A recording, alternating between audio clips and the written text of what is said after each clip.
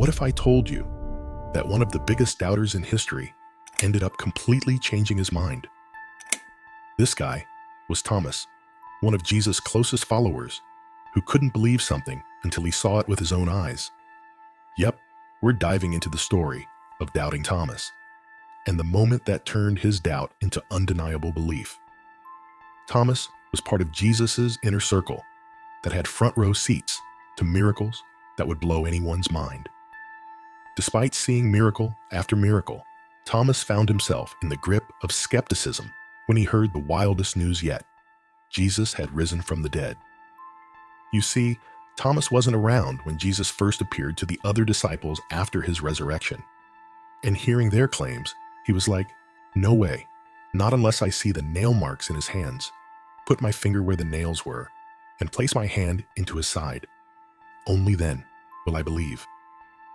Thomas's demand was a pretty bold statement, right?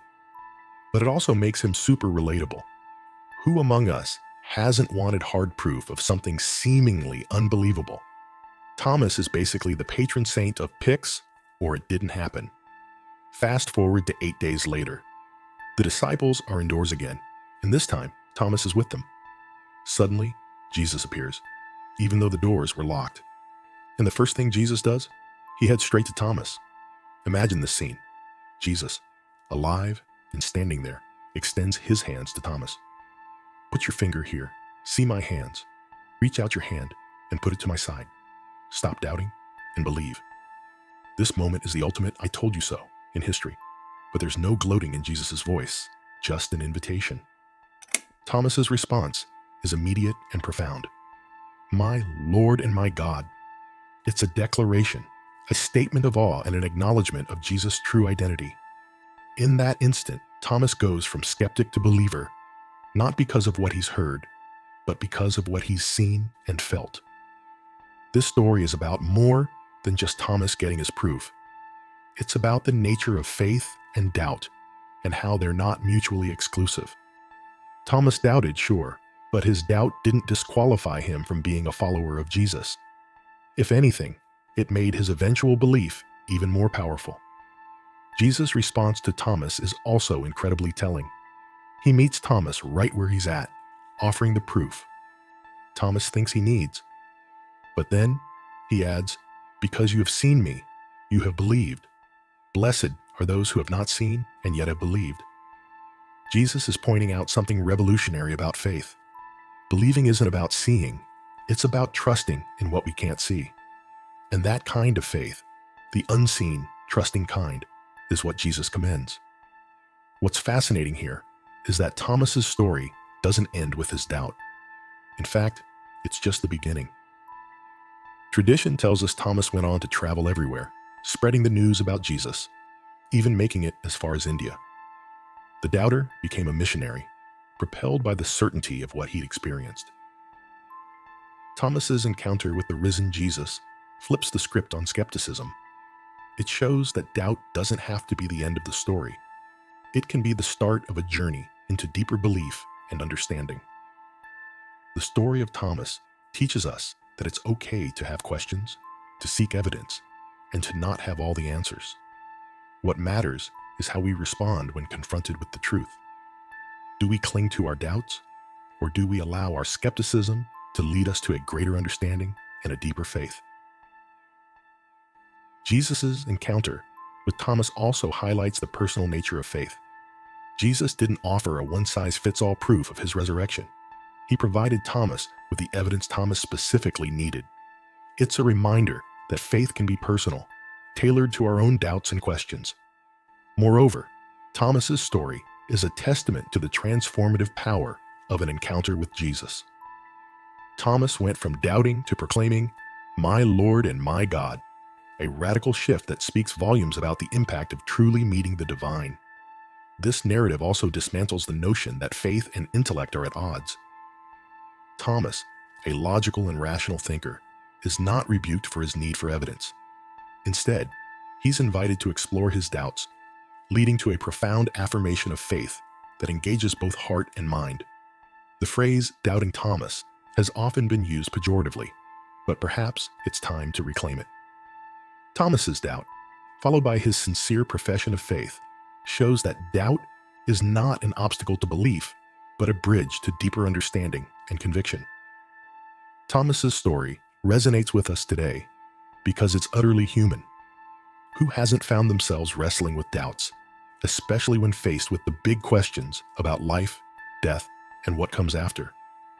His story tells us that it's not the absence of doubt that defines our faith, but what we do when faced with it.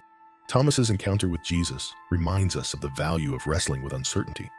It's in wrestling that our faith can grow, becoming more robust, more resilient, and more personal. Seeing is believing, the old saying goes, but Thomas's story flips this on its head. Yes, Thomas believed because he saw, but the real takeaway is Jesus' blessing on those who believe without seeing. It's a call to a faith that transcends physical evidence, a faith that rests on trust in Jesus' words and promises. This encounter also underscores the communal aspect of faith. Thomas was with other believers when Jesus appeared. It's a reminder that while faith is personal, it's also nurtured within a community. Our doubts and questions can be shared, wrestled with, and overcome together.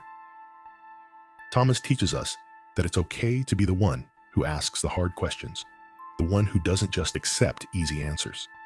In fact, it's this questioning, this probing, which can lead us to a more profound understanding and a more authentic faith. Jesus' patience with Thomas is a model for how we should treat others who doubt. Rather than condemning Thomas, Jesus welcomed his questions and met his needs for proof.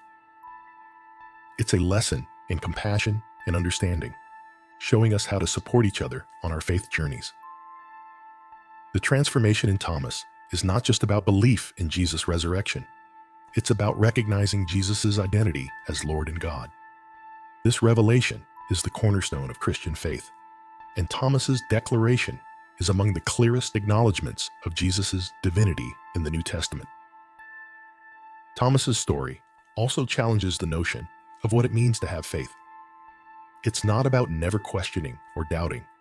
It's about being open to encountering the truth, even if that truth challenges our current understanding. The significance of Thomas's story extends beyond the moment of his confession. It's a narrative that has encouraged countless believers over millennia to embrace their doubts, knowing that Jesus can handle them and transform them into a deeper, more resilient faith. Finally, Doubting Thomas is not just a story about doubt. It's a story about grace. Jesus' grace towards Thomas models the grace that is available to all of us, doubters, believers, seekers alike. It's a reminder that in the end, faith is a gift, one that can turn our greatest uncertainties into our most profound convictions. In the grand narrative of faith, Thomas's story is a powerful testament to the journey from doubt to belief, from questioning to proclaiming. It teaches us that our doubts aren't something to be ashamed of. They're part of the fabric of our faith, making our eventual proclamation of my Lord and my God even more meaningful and genuine. If you like this story about Thomas and his journey, please hit the like button and subscribe to our channel. We're new and could really use your support to grow. Now here's a question for you. How do doubts affect what you believe? Leave your answer in the comments below. Thanks for being part of our community.